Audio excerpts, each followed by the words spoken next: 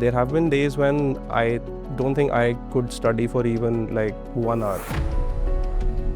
I have a final timeline in mind. For me, it was 24th of May 2025.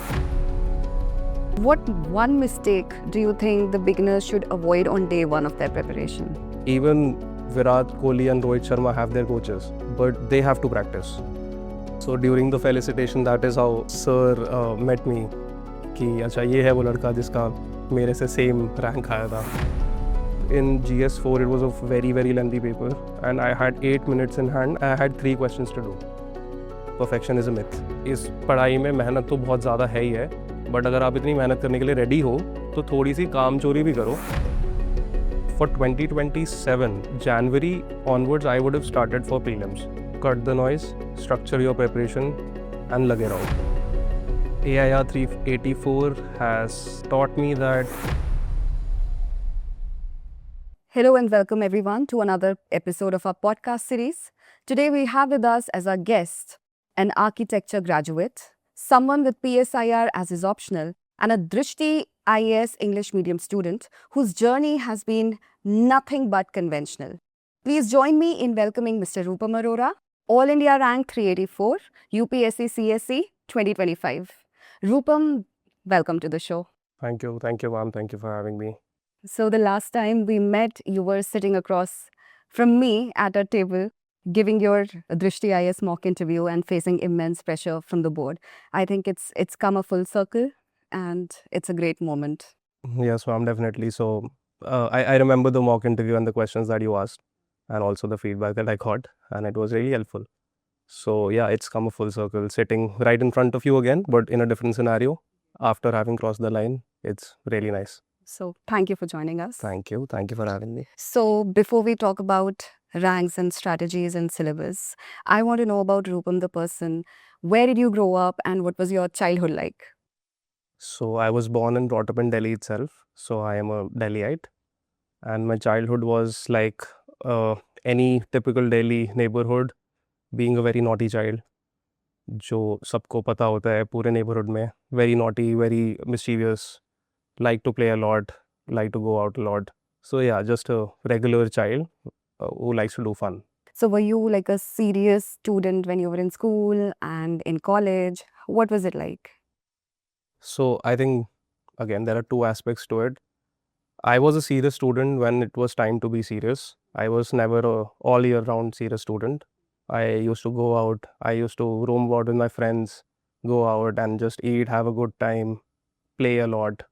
So all of my evenings were basically spent in gardens, in parks, playing. So, but when it was time, when the exams approached, so then is when I got serious. So UPSC was actually the first time when I had to be serious for 3 years. So again, going and playing, going out and roaming around with my friends actually helped me to get serious the next day and just to start again and study. So your your routine outside of studies continued while you were preparing for UPSC. Oh yeah, definitely. So even I remember the night before my prelims, I went on a long drive, came back after 2 hours, met my friends and had a good laugh and everything. And then I came back at 8 and I tried to sleep at 10 because I had to wake up at 5. But I think even a day before, in the evening, I went out and I just relaxed my mind. I just chilled.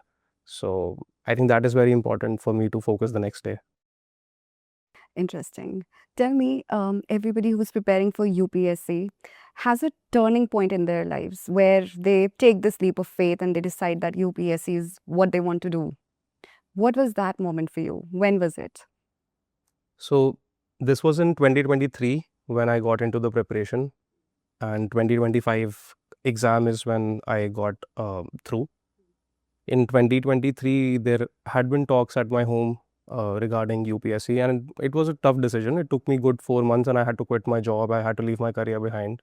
But then the inspiration that came, through which I finally took the decision, was when I saw a civil servant right in front of me in a program in my colony, and he was sharing his experience, and it was near 26 January.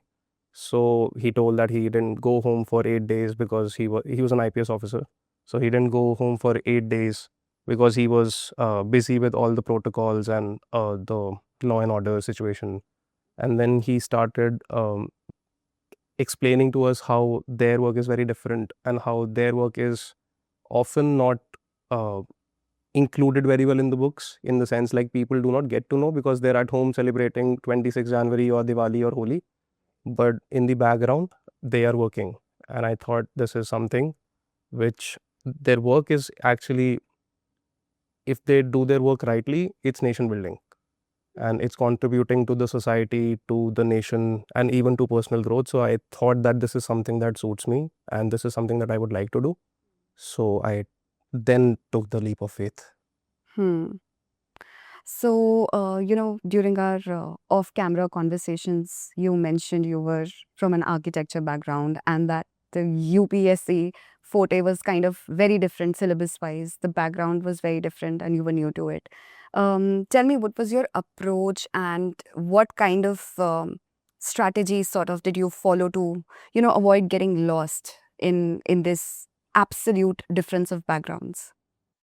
Right. So first of all, architecture is a very different background. So I'm an architect by education and I was also practicing. So it was very different. So I had to first of all go through the ABCs of UPSC. So a lot of stuff I got to know during the counselings when I was joining the coaching.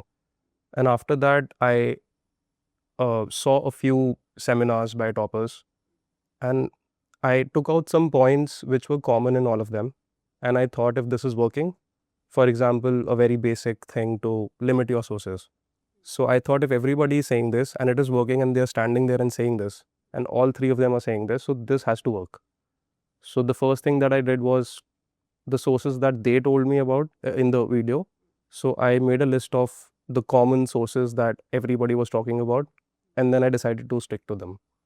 So I decided not to reinvent the wheel, to not decide for myself by reading four sources and then understanding which one is the best. So I just decided to go with what source they went with and what worked for them. So I just decided to do that. And I think over time, when we get the hang of the preparation, we also kind of get to understand that we are on the right track.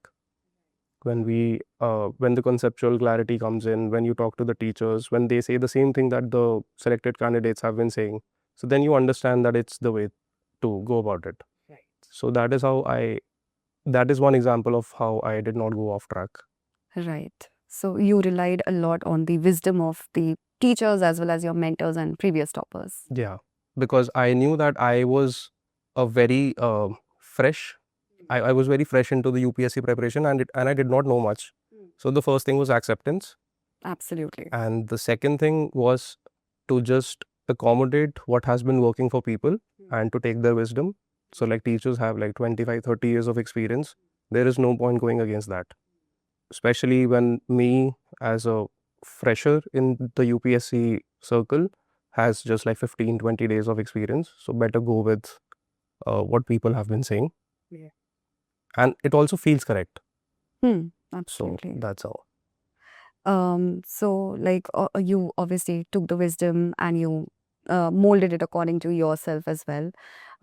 Tell me, how many hours were you devoting every day, at least in the beginning, to your studies and to your preparation? So I quit my job. And then when I saw the videos and all that, so some people said 12, some people said 14 and all that, but that never resonated with me. I can be very honest about it. So even in a job, we give about 8 or 9 hours to the job. So that is very feasible. I was at home. I did not have to worry about food and all of that. I had my room. I was inside my room logged and studying. So 8 hours, even if I take a lot of breaks, I can complete the 8 hours of study throughout the day and have the evening to myself, or have the morning to myself and the evening to myself, and then study till late in the night.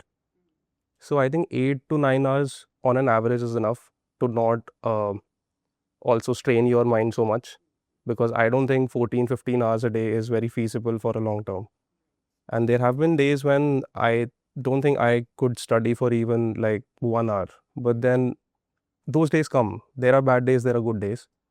But then I think the important thing is to not take that by, like to not s- get stuck on that and work the next day. So 8 hours at an average is okay.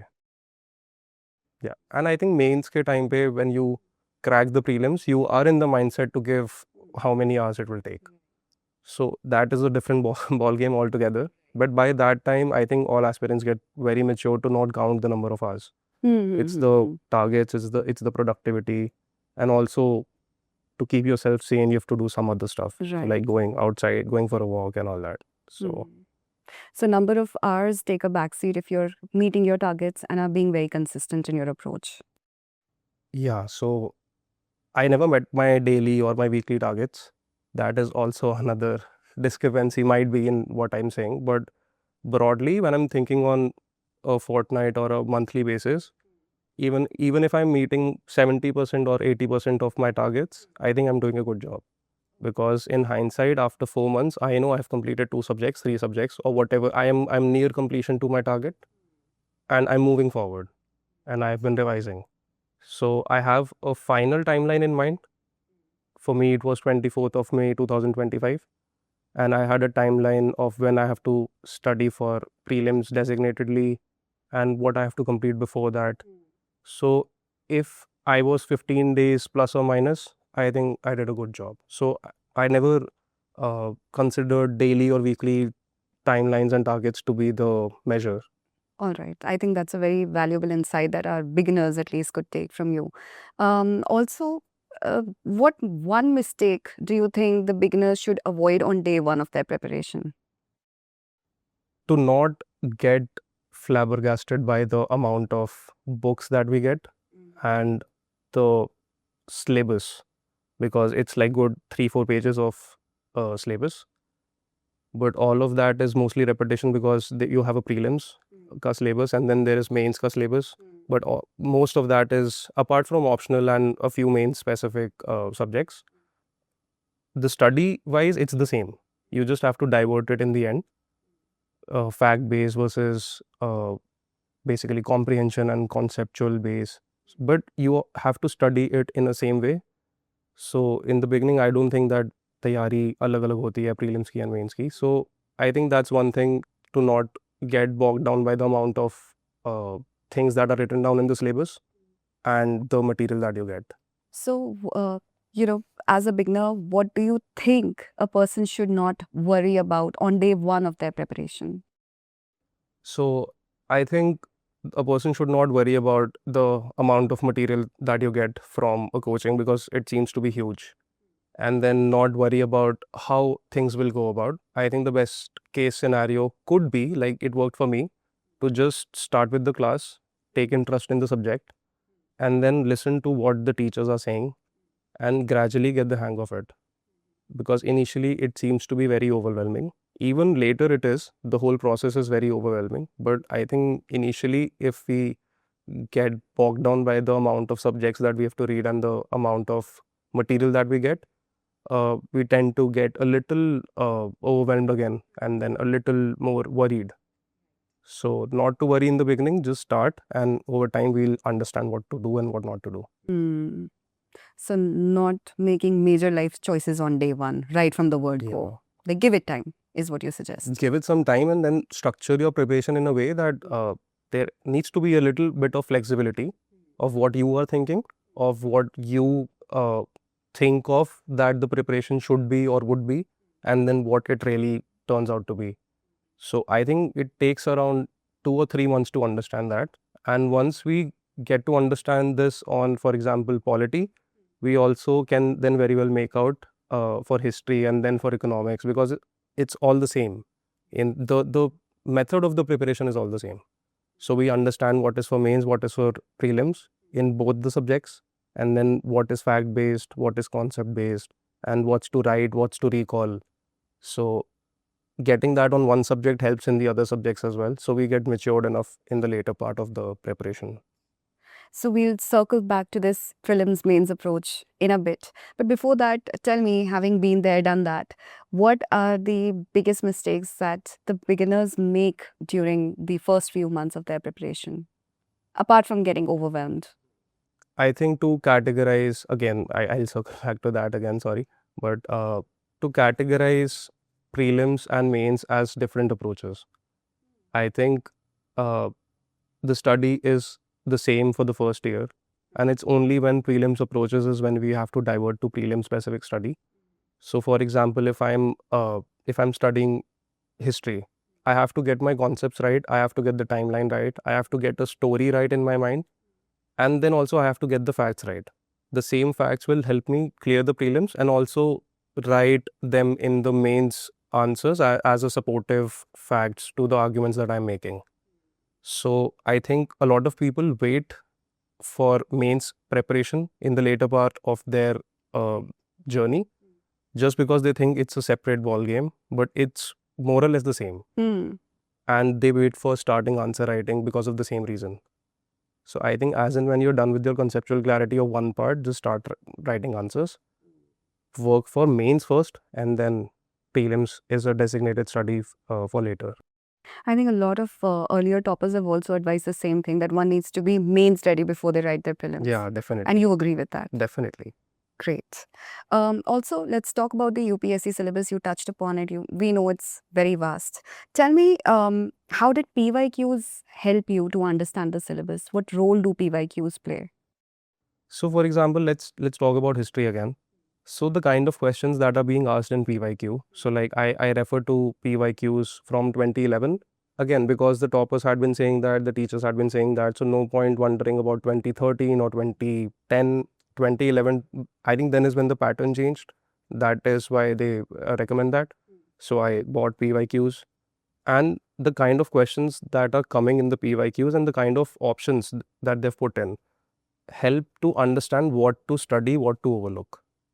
So they can be a huge explanatory part to the concept or to the fact, but in PYQs, we can very well understand what is for prelims and what is for mains, and what to omit and what to commit to. So, and also in the current affairs, so like in my seminar, I gave an example. There was a question, a PYQ about test match cricket thing. Regarding series and all that, the ICC Test Match Championship. Because there was a question there, this time there was a Kho World Cup in Delhi for the first time, and I saw the highlights of the final match, and India won in both men and women. I thought this can come because the Test Match Championship that it also came. So I saw the highlights, it remained in my mind, and to my surprise, like 15, 20 days later, it was in the exam. So this is how it can connect. So like PYQs start speaking to you in a way. And this only happens in hindsight. A person giving 2027 on the day of the exam might not resonate with this, but a person giving 2029 looking at 2027 PYQ will understand what I'm saying.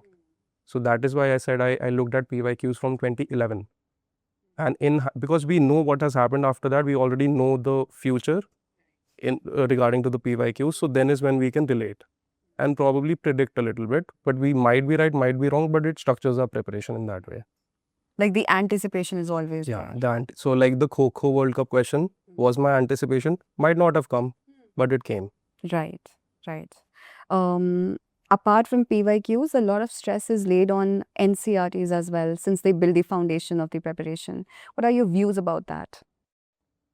So my views about that, as someone coming from zero knowledge about UPSC, when I started, I did not study NCRT in the beginning. I started with my classes. And then when a significant chunk of that subject was over, then is when I went to NCRT.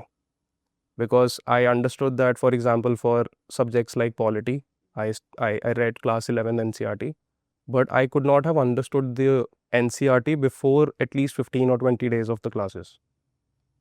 Because for me to understand, to properly understand what the constitution is, what a constituent assembly is, and what were the social circumstances in those times, why things were written the way they were written, NCRT would just be another mugging up for me at that point. But when I understood it, when Sir told it in class, when we studied that, after that, all of the NCRT felt like it's been written for a 17-year-old.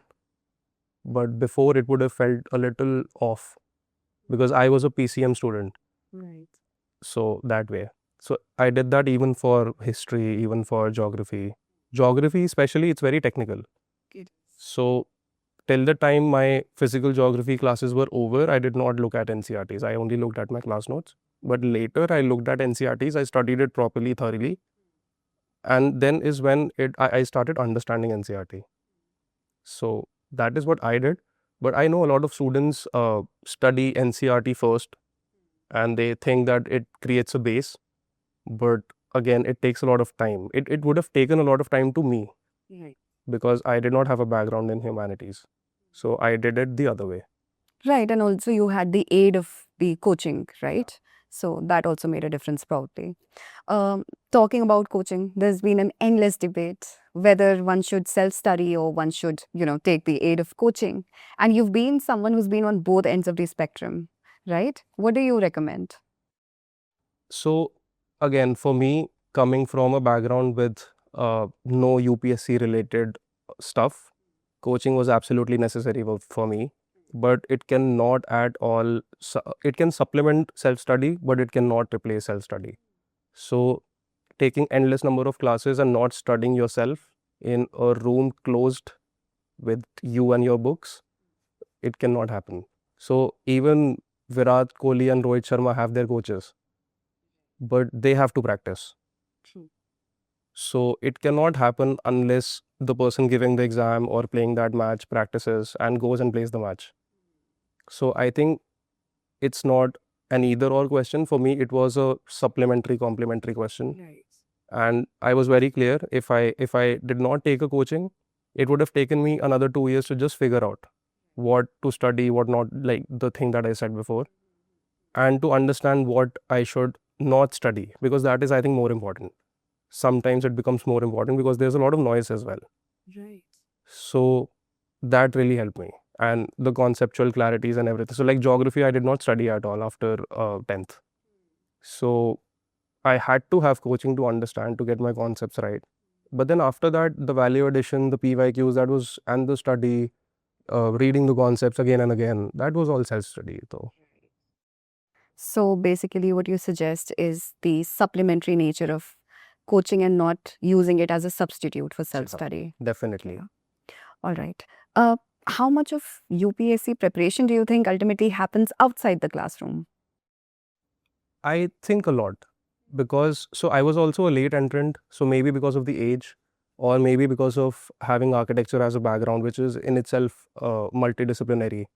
There are a lot of stakeholders in a project. So we talk about multidisciplinary approach in all our answers and everything. So I think I had the vision, and the stuff that we notice outside the UPSC circle is what often gets asked in the exam. So the traffic congestion can be asked, the air pollution can be asked. So the facts that we study for UPSC is just a supplement to what we observe. So I think one has to be very observant. One has to have we have to have the eye for detail, the eye for observation. That is when we will actually supplement our knowledge, because knowledge without practically seeing it happening all around us will not matter to us. So, for example, the war going on right now, we cannot feel it. We actually felt the Operation Sindoor happening because it was in the air around us. Right. So, reading about Operation Sindoor later, after it happened, I studied that for my mains, and even the question came regarding the India's foreign policy shift and all that. So, it was all in the air and it happened. So, again, we have to have a key eye for detail and what happened, which weapons, and that comes with interest, first of all, and then you're getting taught in classes, Right. and then you have to supplement it. So, I think a lot happens outside. So, Rupam, you did mention the benefits of coaching a moment ago. When you decided to opt for coaching, you may have explored quite a few options. Then, what made you stick to Drishti IAS English medium? Okay, so first of all, I think not having a preconceived notion for any of the coachings worked in my favor. I did not know which coaching was good and which was better in some subjects and all that. So me and my father went to Karolbagh because we got to know that it is the hub for English medium. And then we went to about 3 or 4 coachings, and then including Drishti. And I think the counseling area, I think we had it there because it was the first coaching where we were not asked to join immediately. We were guided like in every coaching, but then I remember Sapna ma'am was there, and she asked me and my father to go back home, take time, think about it, and then come later or talk on the phone. And I remember we were also advised to take our time and also visit some other places and have our peace of mind by comparing and all that. So that was a very genuine advice. It didn't feel like we were being sold to to get the admission. So I think me and my father both like that, and even the atmosphere was really nice. And of course, we knew that Drishti has Vikas sir behind the structure, so that also added to the validation. So I think there was not much thought about it. You mentioned Vikas sir, and incidentally, you share your rank with him. Yeah. He also secured, I think, 384 rank while he cleared the papers. So during the felicitation, that is how sir met me. कि अच्छा ये है वो लड़का जिसका मेरे से same rank आया था.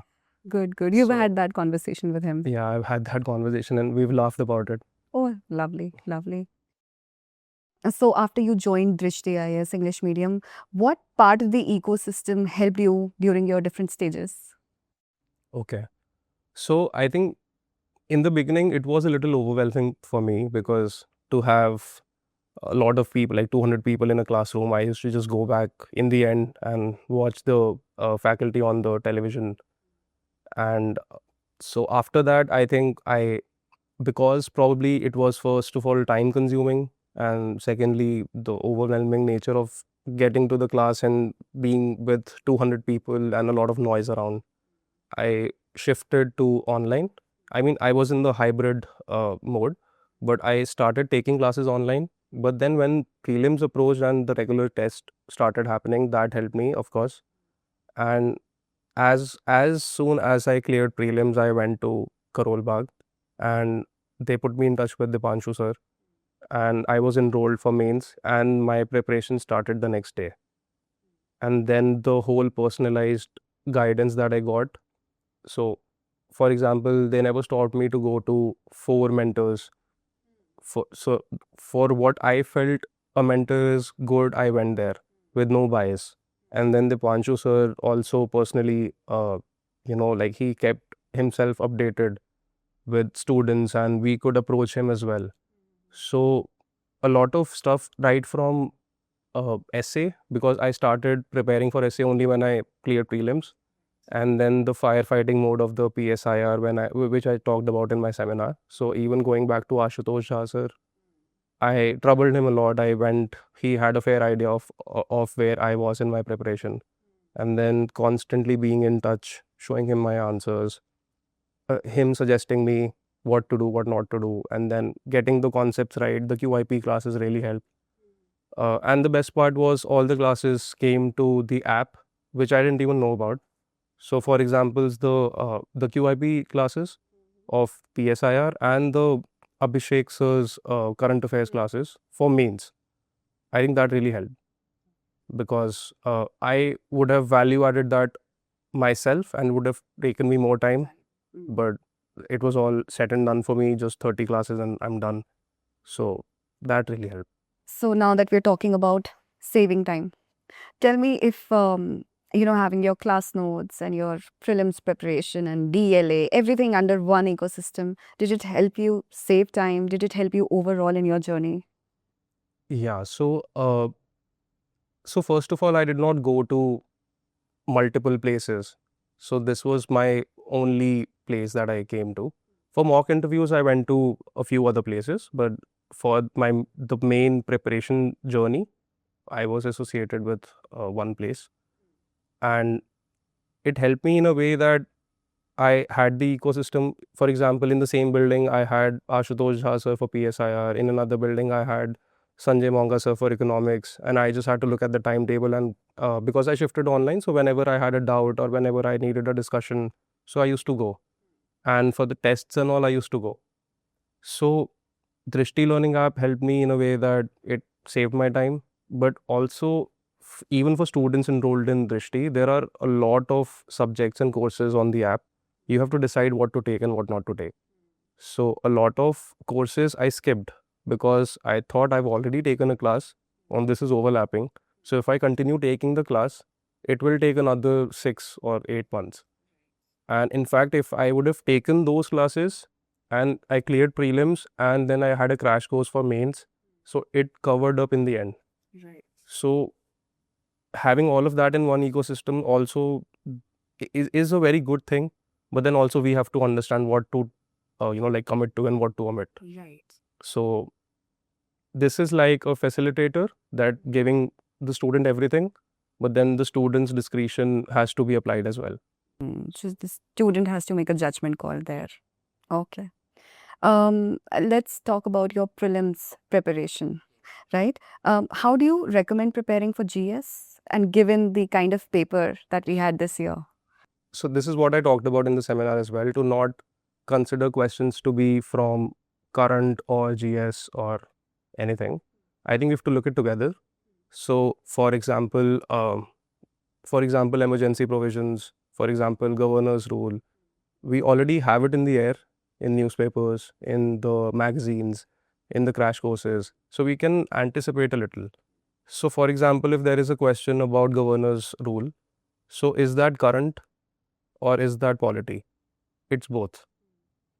It's a static question asked on the basis of what is in the air, what is in the news.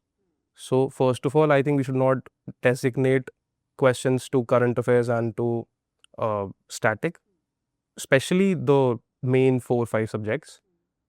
And for current affairs, especially current affairs, I took the Abhishek Sharma sir's classes, and I had my newspaper and DCAT. So that's it. Okay. And when did you start preparing for CSAT? So I think in February I gave one PYQ of CSAT, I think 2022, and I comfortably cleared it. So I knew that I had to work only on my only on budgeting my time and just a little bit of refining the maths part and the English comprehension. So I saved it for later. So April is when I started, and I did not prepare it. I directly gave tests.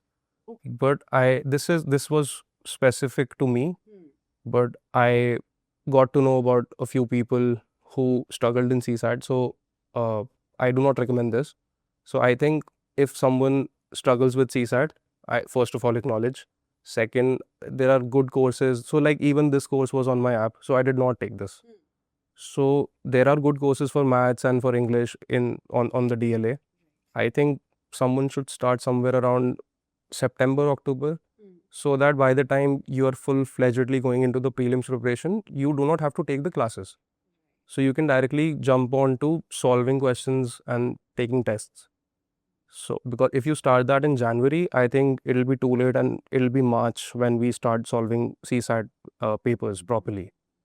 So for people who really need to focus on that properly, I think September, October should be the time. So, whether it comes to GS or to CSAT, if you see a tricky paper with a lot of mind-boggling questions, how do you decide which one to skip and which one to attempt?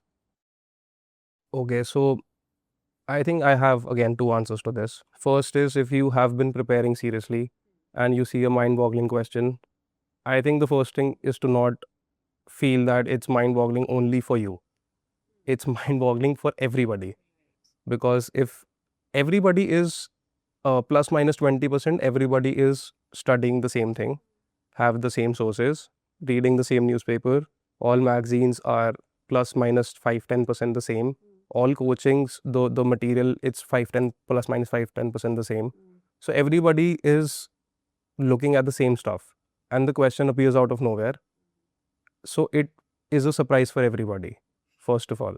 Second, I think if we're able to eliminate 2 options, I think we should take the shot, because we are at 50% probability of getting the question right. And in papers like this one, and there have been a few papers in the past as well, in papers like those, I think 50% is a very good probability to reach at to take the shot. Because anyway, not taking a shot, the number of attempts will reduce. So I think 50% we should take the shot. And if we are able to eliminate one option, I think we have to see our budget. How many can I get wrong and how many I have to attempt? And according to that, should I take the attempt or not? So I think that way. Specifically to CSAT, what would you recommend to our aspirants in order of priority? Like, what should they prioritize while they're attempting, let's say, quant and reasoning and comprehension? What would you suggest?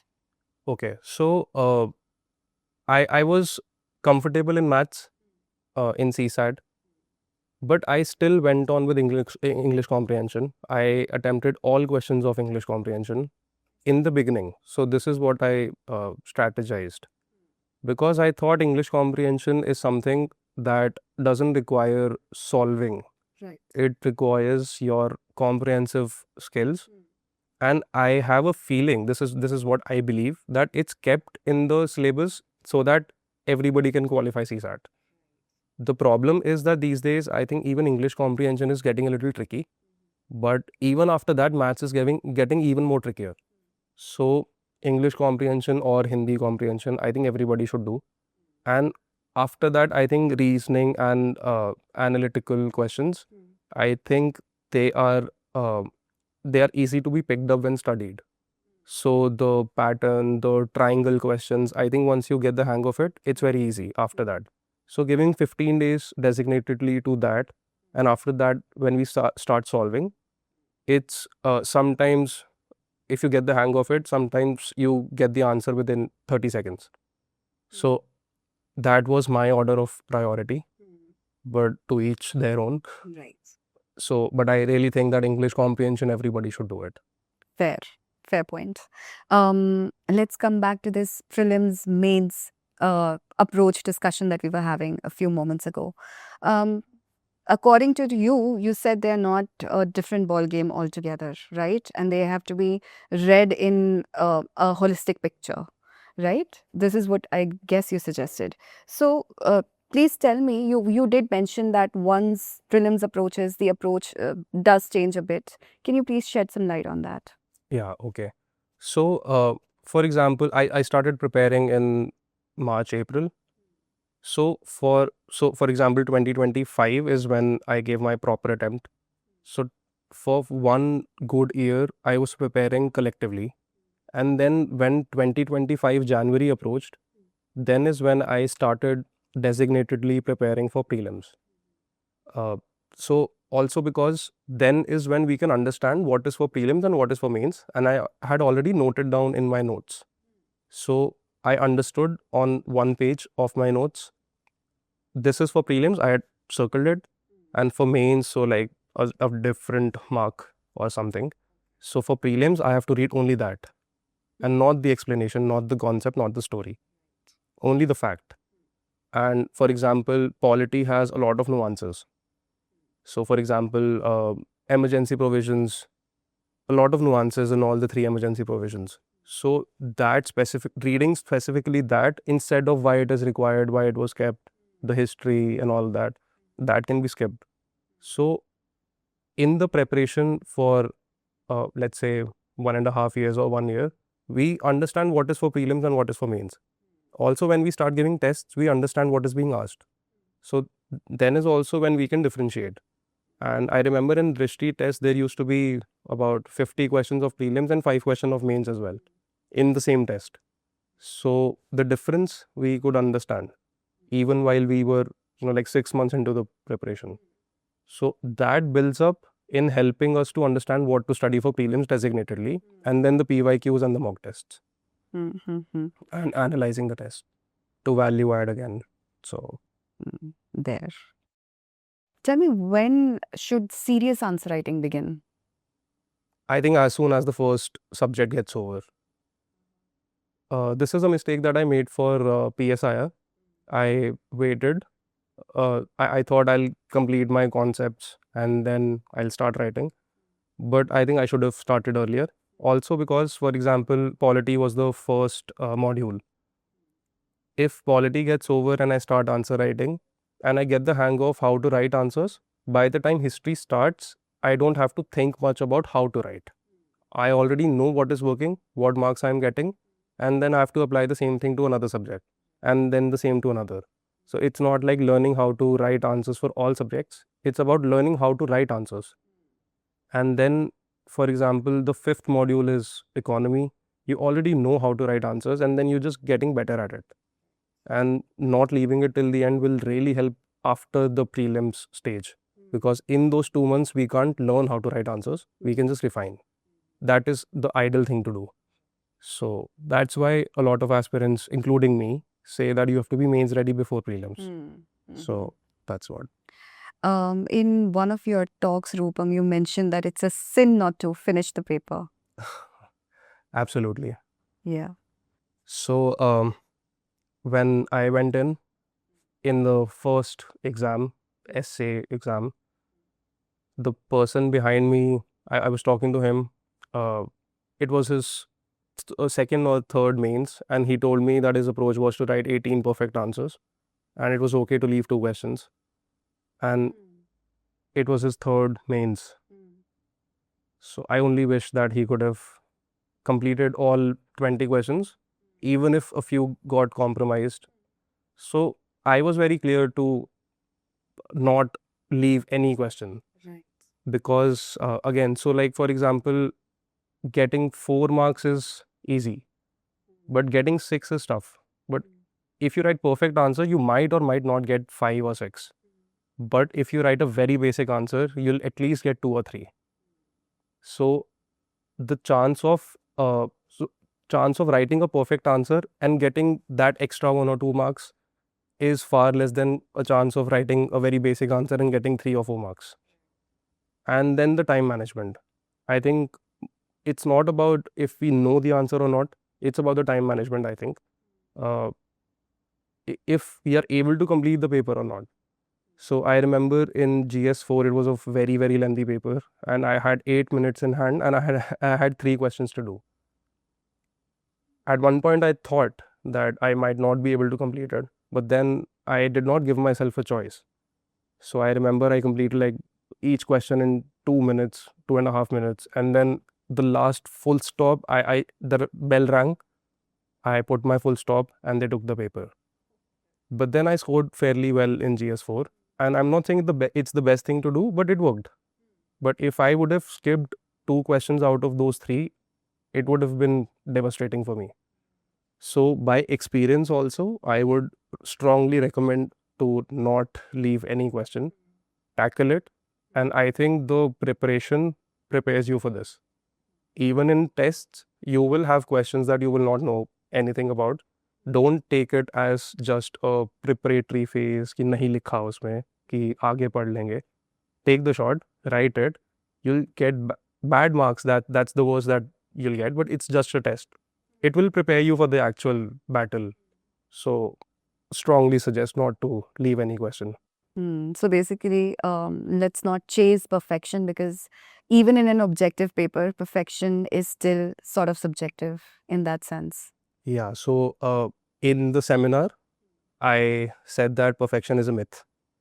Especially in UPSC, perfection is nobody gets 10 on 10. I think if we get 5 or 6 when we get our answers checked, we get happy. So perfection is a myth. And in fact, one of the students asked me that he was a perfectionist by nature, and then he spent a lot of time in one question. So I asked him to basically, just to guide him, I asked him to write 10 questions of his choice, take 10 days for it, and then upload it on the app and get 6 marks in all the 10 questions. It won't happen. And then write 10 questions in a day and upload it, 4 marks he can get easily. Because it's also the subjectivity of the question and the checker and the circumstance and all of that. So chasing perfection is a myth. I think just build your knowledge base and get better at answer writing. It will happen on its own. I think if they take out our answer sheets, the selected candidates' answer sheets, there will be 2 or 3 compromised questions in everybody's answer sheets because of the time, because of lack of at that point lack of knowledge, or maybe a fact did not recall at that point. Anything can happen.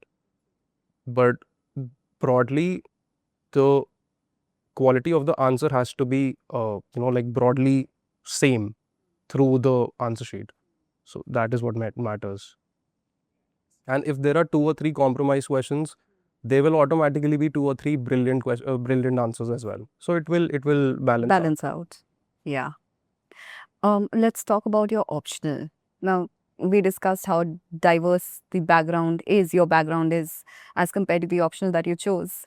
What made you choose the optional? Okay, so I saw the list of optional subjects and I saw nothing related to architecture, of course. And I narrowed down to 3 or 4 optionals. And then, purely based on what I would like studying, I chose PSIR. Again, as I said, I was very new to the UPSC preparation. I did not know that PSIR is considered to be very lengthy. I took the decision, I paid for I enrolled for the coaching. And then after 3 months, somebody tells me it's very lengthy. So अब तो हो गया, अब तो करना ही है. But then I'm very thankful that I took PSIR, and I think it was the right decision. It suited my study style as well, and the kind of things that I like to study. I think it was great. Did you ever hit a wall where you seriously considered changing your optional? No, No. no. So I was very clear of going in with this. I think my reply to the person who was telling me that the optional is very lengthy is कि अब तो मैंने ले लिया है, अब तो यही करना है, अब क्या सोचो? Because I was already done with about 40% of the syllabus in class. There was no point changing the optional because it would have taken me another 3 or 4 months to switch optional subjects and to get another optional and to then again get to study it from scratch. So I think I was fixed with my sources. And how did you balance your time between your GS and your optional paper? Okay. So I think in the beginning I focused only on GS, but then after about 6 months I studied optional as well. And then as and when the paper came near, the prelims, I left optional, I left studying optional, but I was done with my conceptual clarity. I had all of that in mind. And once I cleared prelims, it took me about 5-7 days to register it back, to revise and to get to the previous level of my understanding and all. And then I went to Ashutosh sir and got my answers checked, and then went to the firefighting mode that I talked about. But I think till December I had all my concepts right. I understood everything, and answer writing is where I had to struggle a little because of the firefighting mode that I talked about, and that happened in 2.5 months. And PSIR as an optional is a very dynamic discipline. Like it's a thorough blend of static and dynamic portions. How did you balance the two? I think newspaper. So paper 1 is relatively very theoretical and very static, but that builds on the knowledge base that is also used for paper 2. And newspaper, I think this is what I said in the seminar as well. For PSIR students, I think newspaper is a must because, for example, if a person is studying a magazine, they will get the crux of the thing, of the news, of what is happening around the world. But some very famous and good person writing in the editorial will get you the feel of what is happening. So even the war, for example, which is happening right now, multiple editorials will give you multiple instances and will give you multiple point of views, and then you can take them, you can suit them according to what you are, what you think is right. So you have to filter that out as well. But I think a very well read person writing that will bring in a lot of knowledge and a lot of feel into the news rather than just being very factual. So I think newspaper is a must for PSIR for paper 2. So, Rupam, since we are discussing your mains preparation and your journey, tell me what role, according to you, does mentorship play in the entire journey? And did mentorship really help you in your preparation? So yeah, definitely. So it was my first mains and also my first interview. So I remember the day that prelims result came out. The next very day, me and my father went to Drishti counseling area, and we were actually there to ask what's the next step of guidance. But then we were we were told to meet Dipanshu sir, and the official mentorship date was about 1 week from that, but then they told me to come and start and everything. I was assigned a mentor. So the nuances of answer writing in subjects like ethics, for example, where what we read and the notes that we make is very different from the kind of answers that we have to write. So, like for example, the virtues and all, to understand the definition and all that, that is very different from, let's say, a case study that we have to write. So the nuances of answer writing, and to constantly have someone who can look at our answers, who can suggest stuff, and also that the material, the value addition material that the mentorship has printed there in Drishti, in the building, and also the current affairs mentorship classes and the QIP classes. So I actually, again, instead of doing it myself, instead of reading a lot of books, I took the classes, I took the experience of the mentors to value add. So what I'm reading from the books and from the class notes, apart from that, what is happening, the current affairs part of the GS, all of that was covered in the mentorship QIP classes, in the current affairs classes. So using that to actually save time. And then when there's someone who's actually speaking it out and explaining the concepts, and you have to remember it for 2 months, and then a question might come, it actually helps, because it's like a conversation. You're listening rather than reading. And at that point, again, you're in that stage that it will register to you. So I think mentorship really helped me in every stage.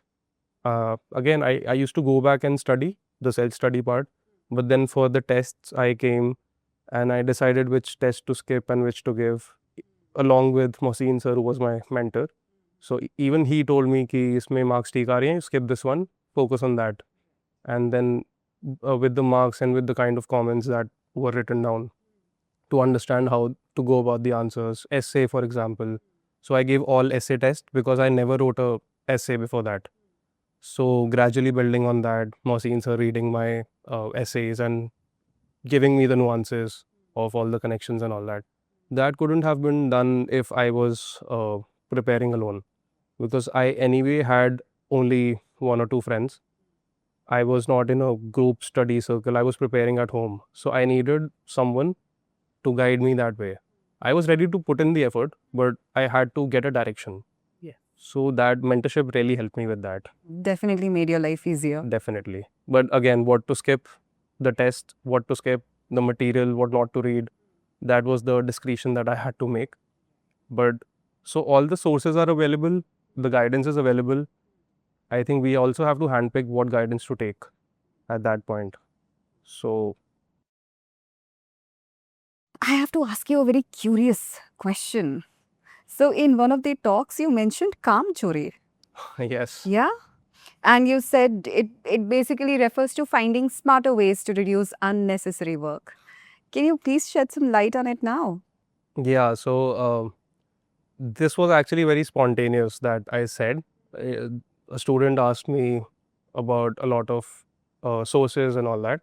So what I meant was that I remember my exact words कि इस पढ़ाई में मेहनत तो बहुत ज़्यादा है ही है, बट अगर आप इतनी मेहनत करने के लिए रेडी हो तो थोड़ी सी काम चोरी भी करो. In the sense, for example, there are too many sources. People run after too many sources, too many different places, different guidance, different coachings. So I think we need to cut the noise. That is the first and the foremost thing that we need to do. Cut the noise and just focus. Whenever we divert from our structure, we need to restructure, but never go out of the broader framework. And that will come in when we have already cut the noise. Because there are too many distractions in the process.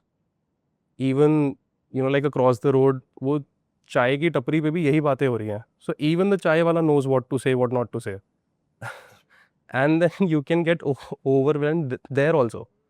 So my first and foremost point was to not have discussions with other people, just with one or two friends, that's it. And to limit my sources, to use the wisdom of the teachers and the mentors and the material that they are giving in. So like for example, Mohsin sir used to tell me some facts, and that's easier to write down in my notebook rather than reading a whole page of material and then to highlight and all that. So that sort of काम चोरी कि why to read 6 books of the same subject when you can have like a class note register and one standard book and that's it. And उसके बाद test देके you can value add. From PYQs you can value add. So I think we have to limit our preparation and not run after a lot of sources and वो FOMO होता है ना कि ये नहीं पढ़ा ये होगा वो होगा but वो कहीं ना कहीं से टेस्ट में कवर हो जाएगा. So that sort of काम चोरी. To not run about everything, not to run after everything. So that is what I meant. That's a good kind of kamchori. Yeah. All right. Tell me, did you make any separate notes or mind maps or anything? What was the baseline of your preparation as such? So the baseline, the Bible of my preparation was class notes and standard books. That's it. So like even for PSIR, my whole source was 6 class notes registers and Hindu newspaper. That's it. Even for GS, for history, I never read any other book, only class notes, PYQs and tests. That's it. So the base of my preparation was always class notes, especially for subjects like economics, geography. So geography, class notes, NCERT. Economics, only class notes, PYQs and tests. Polity, class notes, Lakshmikant. And after a point, even the class notes of polity gets reduced because in the beginning they teach you what a state is, what a constitution is, what the constituent assembly was, the timeline preamble, वो सब याद हो जाता है फिर. You don't need to go back and read that again and again. So Lakshmikant, that's it. And of course tests and PYQs. So conceptual clarity from class notes, and for optional the whole source of answer writing and everything was class notes. So Ashutosh Jha sir used to dictate. And this is the first thing that I thought when even Toki sir used to dictate and Sanjay Monga sir also used to dictate कि अगर वो लिखवा रहे हैं, so why should I go back and read another source and then note down the same things that they are dictating? Because वो घूम फिर के I'm making similar notes and I'm spending double the time. And time is the most crucial currency of this preparation. So like as I said in the seminar, most people don't realize that their attempt is very near. वो लगता है कि 1 साल बाद है. But even if we give 15 days to each subject, वो तब भी 8-9 महीने एक बार करने में लग जाएगा. And then to multiple times revise it. And then to give test and then to analyze. It's very near. तो 2027 वालों को तो लगना चाहिए कि आ ही गया. And 2028 के लिए भी अब टाइम है, but इतना नहीं है. The urgency mode has to be active all the time. That is also why I say that apart from UPSC, you must have a life because you can shut that urgency mode and enjoy life as well. But then while you're preparing, I think this will really help to cut the noise again, to have a base of your preparation, and that's it. Because plus minus 5-10% सब same है. And then when you write test and the comments come in, वो 5-10% cover हो जाता है. So that is how I did it. Okay. You mentioned limiting your sources. Yeah. Did you never get tempted to like look for new material, hunt new sources? How did you really control that temptation of going after new material? Because I was a kamchor. So like even you asked me about mind maps, if I made them. I never made any separate notes. I never looked for new material. The notes that I made in my class, anyway वो एक एक register करके वो इतने सारा हो गया है. That is in itself in a note form. So that is what I said in the seminar also, कि especially after prelims, if I make a mind map and then I register it in my mind, so why do not, like directly register it? So that worked for me because I thought that the attempt is very near and I cannot give a lot of time on making notes and better learn it, better understand it. So वो अपने आप हो जाएगा because the notes are already being formed every day वो class में. So what I used to do was, by the time my attempt came near, I used to scribble on my class notes only, like just circle this कि ये पढ़ना है. लक्ष्मीकांत के ऊपर नीचे side में बहुत जगह होती है. So whatever is important on that page, I used to write it down on the borders. And same in Satish Chandra and R.S. Sharma. So even if I just read what I have written and I flip through the pages, I will be done with the ancient NCERT in 1 hour. So that is the stage that everybody has to go through, and वो फिर syllabus छोटा लगना चाहिए. That cannot happen if I just keep on making notes. And that is because the urgency mode never went away. For someone giving a 2028 or 2029 might still have some time, but for 2027 I would still say कि concise your preparation, थोड़ी सी काम चोरी करो. Do not go in for new sources. One source, read multiple times. So for example, art and culture, only class notes and tests and PYQs. Because there are a lot of books in the market, I don't even know the names. वो इतनी मोटी book थी, मना कर दी मैं नहीं पढ़ूंगा. Because I cannot revise it multiple times for 2 questions. So that is how I went about the काम चोरी. And because preparing for interest, like it's interesting, but कितनी बार पढ़ के interesting लगेगा? After that it gets repetitive. So you have to shift subjects also, and then you have to keep your interest also, keep yourself aligned also.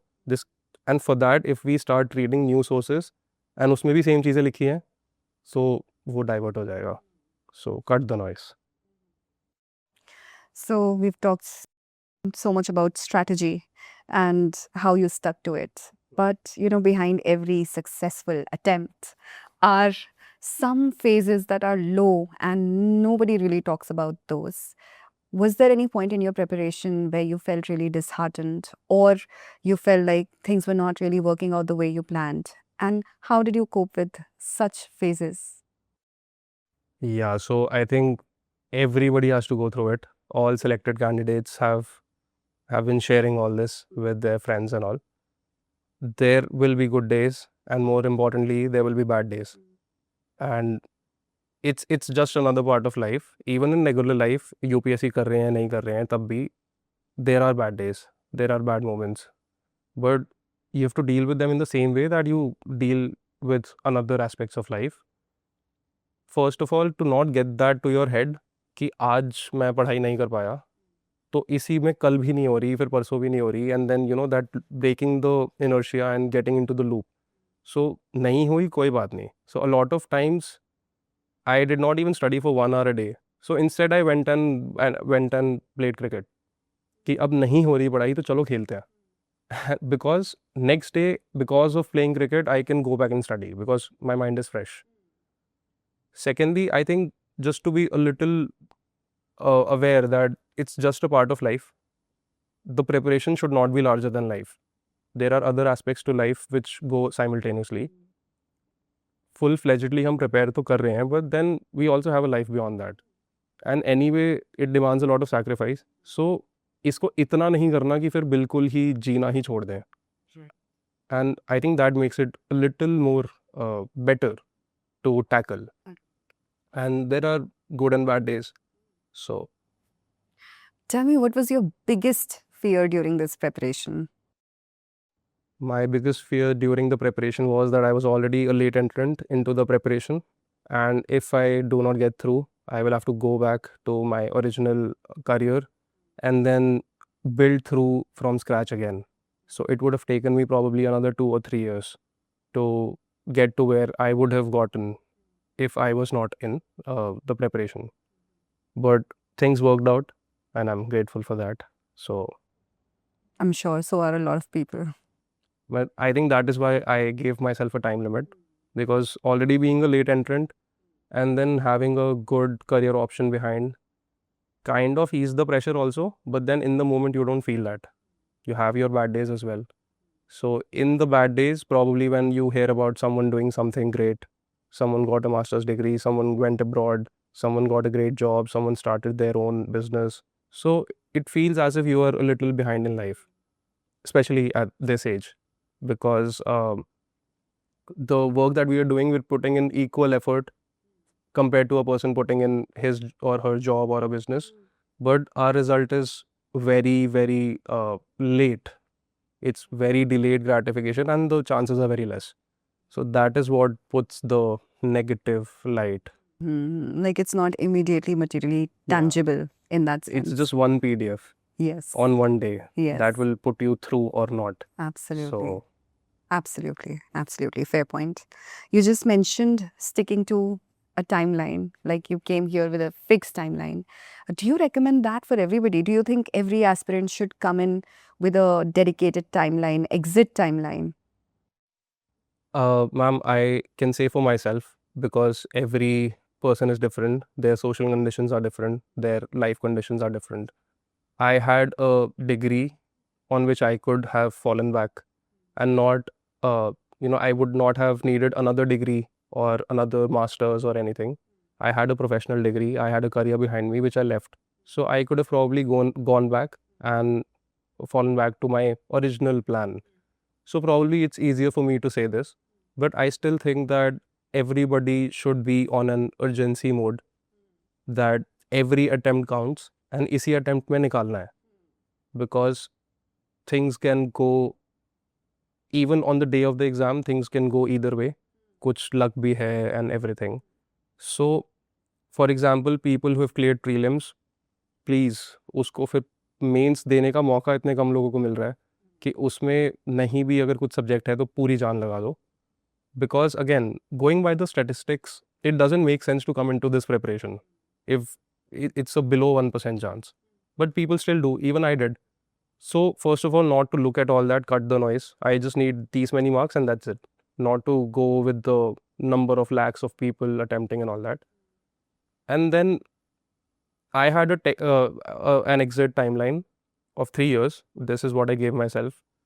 But I would suggest everybody to be on an urgency mode, to enjoy the fruit of the process by staying out and not to get indulged in the process, because it's very grappling कि वो एक mark से ये रह गया वो रह गया and then फिर अगले साल, so पूरा अगले साल पे बात जाती है and we get stuck in the process. So even I understood this, but thankfully I got out. So maybe when it's time, can explore other options as well, because I don't believe that any exam is larger than life. Life has to go on. So that way. You mentioned your degree that you had to fall back on and resume working. What are your views, or what do you suggest to our aspirants about a solid plan B? A solid plan B. Yeah. I think that, so there's confidence कि I will crack the exam. Even I had the confidence. I never felt like this was not for me. I never felt like this was beyond my reach. It was always within reach. Especially when we think about not lakhs of people and the competition, but these many marks to get. But I also feel that having a plan B should be appreciated, because it first of all eases the pressure a little bit, that there is better, like there are equally good things that we can look at. And other thing is that we'll probably not waste the prime time of our youth till we exhaust our attempts or till the age barrier comes in for this exam, which has a very less certainty. So I think that it should be acknowledged more and celebrated more, even for people who don't have a plan B right now, but still stay on the urgency mode. Don't let the attempt slip away. Since we are talking about the urgency mode, and you also mentioned it, that preparation looks very different, when you have different time frames or timelines in front of you. So how would you prioritize your preparation if you were preparing for, let's say, 2027 attempt? And what would you do differently if, let's say, you were appearing for the 2028 attempt? Okay. So for 2027, अगर मैं दे रहा होता, so January onwards I would have started for prelims, because the kind of exam that came in this time, it's becoming more and more uncertain. So it's also not about the knowledge, it's also about how to appear an exam. It's becoming an art in itself. So for a person like me, in all the 3 stages, I think prelims was the most dicey, because I was pretty sure I'll complete the paper and answer writing and all, वो हो जाएगा. Interview के लिए भी I was pretty confident कि ठीक है वो मैं कर लूँगा. But given the sheer statistics, the most dicey has to be prelims. And also it doesn't have to be subjective कि you're writing so you can put out your mind. You just have to recall the answer, वो सामने है. So you can either be right or wrong. There's no, there's no subjectivity there. Given that मैं जनवरी से शुरू कर देता, before that I would have focused right now on optional much more than GS, and in November, December GS, or we can also extend optional till December because GS will anyway happen from January. So this is what I would have done. Current affairs I would have started. So DCAT is what, so for my attempt I read 18 months of DCAT. So January till May, so like one full year and then 5 months more, so like 17-18 months of DCAT. So I would suggest that to 2027. For 2028 I will suggest not to read DCAT right now, not to focus on prelims at all. Prepare your mains, and 2028 January start the prelims preparation. And by that time I would strongly recommend them to be so good at their optional subject and subjects like SA and JS, because they can push the marks for 40-50 marks they can push, and every mark has like 10 ranks on every mark. Yes. So I think they have to be very solid with their mains preparation before they start their prelims. So this will be the difference. Rupam, you've gone through this journey on your own terms. You know, you've taken detours, you've changed your backgrounds and whatnot. Having gone through the journey, how do you feel now? How does it feel now to have landed your name in that coveted list? So it was actually my very close friend's wedding that day. So I was there when the list came out, and very honestly I was a little confused because the rank, I did not know what I will get at this rank. But then later when I found out, when I understood, so I'm expecting IRS, and when I understood the nuances of IRS, I think it's a very good service to be in. So I'm very thankful for that.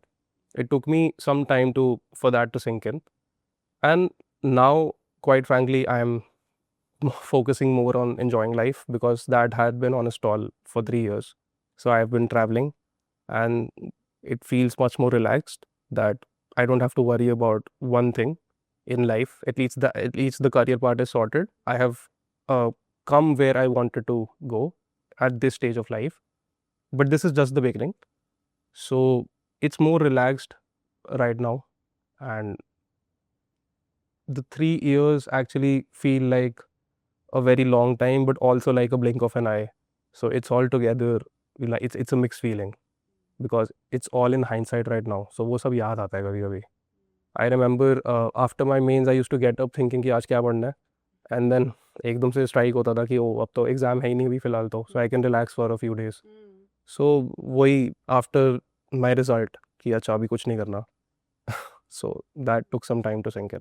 It must have, you must have missed that preparing phase also for probably a couple of initial days. Yeah, even right now. So like when the selected candidates, when we meet, we still joke about our preparation phase and what we liked about it. But of course, that is in hindsight. Getting to the other line, like crossing the line, it feels good. But while we were preparing, we never thought about this. We had a target in mind and we had a process in mind. Following the process, having a target, urgency mode, like I said, फिर वो I think वो result deliver कभी ना कभी होगा. सो उस time पे वो था. Now having cross the line we can look back and enjoy. So that. Someone like you who's been associated with Drishti IAS English medium through the foundation course, through the optional course, mentorship and interview guidance program. Tell me, Rupam, why would you recommend Drishti IAS to an English medium aspirant? Okay.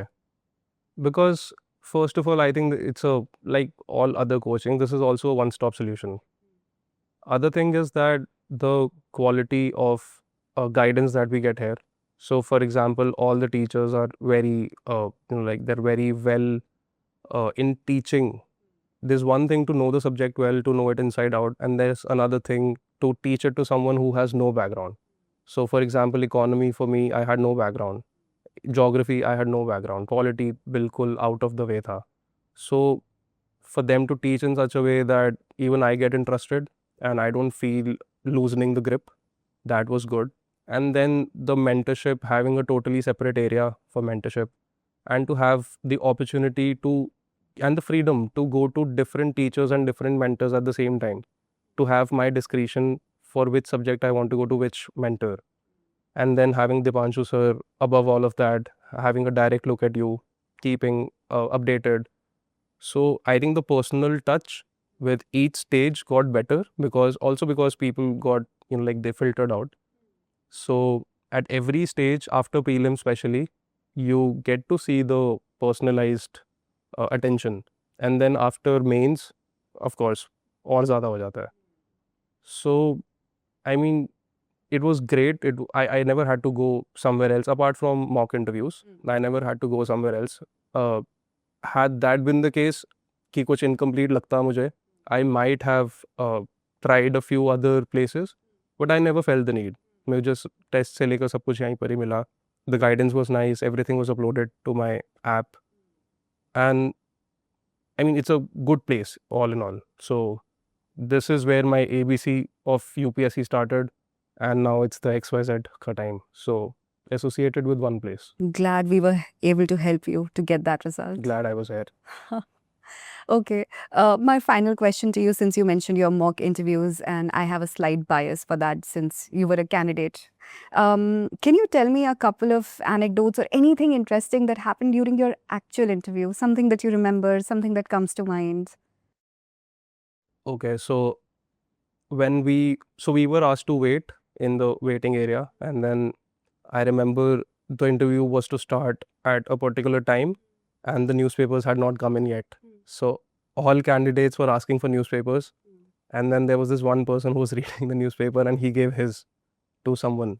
But then newspaper came like just 15 minutes before the interview started, and everybody was so cordial that the first two people of every board got their choices first, and then they went and the newspaper got left behind, and then everybody else started reading that. I mean, at least in my board that happened. And second thing was that we were taken from that building, we were escorted to another building where the interview was supposed to happen, and there was a renovation going on.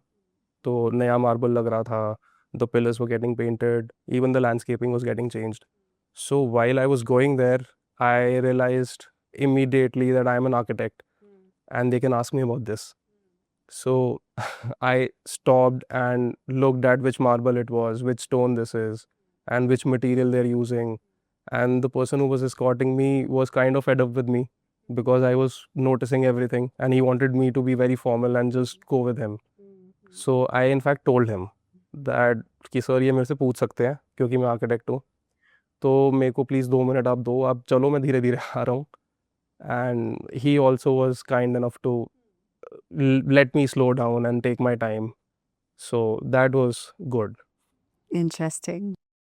Rupam, it is really nice to, have this valuable exchange with you. But for your surprise and for our viewers, we have a rapid fire round with you. Okay. So I'm going to be throwing some questions at you, and you have to be quick with the answers. I'll try my best. Well, so the first question is, name 3 non-negotiables for UPSC preparation. Cut the noise, structure your preparation, and लगे रहो. So as I have said before, अगर मेरा हो सकता है तो सबका हो सकता है. I am not extraordinary. Nobody is extraordinary. सबका उसी में से हो रहा है. So just cut the noise, structure, and लगे रहो. Self-study or coaching? Final verdict. Self-study. One word for Drishti IAS ecosystem. Very balanced. One thing that separates preparation from productivity. Structure. Productivity cannot come if we don't have a structure in line. So even the preparation has to be taken with a structure. कि इस time पे दूसरा subject शुरू, इस time पे answer writing शुरू. So having a timeline in mind. Fair. One piece of mock interview feedback that stuck with you. That stuck with me. To not spread my legs beyond the chair, because I tend to sit very broadly. So that is a nuance that I could not have caught myself. So that was a funny one, but it helped me. Okay. One word for success. It's not free. It has a cost. Okay. Great. Final question. AIR 384 has taught me. AIR 384 has taught me that things will work out in your favor in ways that you will not understand at that point, but understand later. So, and with humility. Lovely, lovely answer, Rupam. Thank you. So, Rupam, thank you for joining us and for sharing with us your journey so openly and in so much detail. You know, your confusions, your struggles, and all the lessons that eventually led you to rank 384. Thank you for joining us here. Thank you, ma'am. Thank you for having me. And it's always a pleasure. And I was actually like for the seminar. So I thought कि जहाँ से मैंने अपनी सारी तैयारी करी है, so at least there I should definitely do this, and it was just my way of giving back. So I'm grateful. Thank you for having me. And we are honored, Rupam. Thank you. And to everyone watching, remember that your rank in the result PDF is just the result of the journey, not the journey itself. In the next episode, we'll be back with another topper, another story, and a few more insightful lessons. Till then, keep watching, keep learning, and keep growing. Thank you for watching. For more informative content, like, share and subscribe, and do not forget to press the bell icon to get the notifications.